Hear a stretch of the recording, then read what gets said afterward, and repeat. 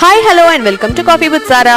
அமெரிக்காவை சுத்தி பார்ப்போம் வாங்க அப்படின்னு சொல்லி இன்னைக்கு நான் உங்களை கூட்டிட்டு போற இடம் பாத்தீங்கன்னா நாங்க இருக்க ஊரு சாண்டியாகோ. அதுல இருக்கக்கூடிய ஒரு சென்ட்ரல் லைப்ரரிக்கு தான் நான் நிக்கிற இடம் பாத்தீங்கன்னா இந்த சென்ட்ரல் லைப்ரரியோட மொட்டை மாடி. இங்க எதுக்கு நாங்க வந்தோம் நேரா அப்படின்னு பாத்தீங்கன்னா இங்க இருந்து சிட்டியோட அதாவது டவுன் டவுன் வியூ வந்து பிரமாதமா தெரியும்.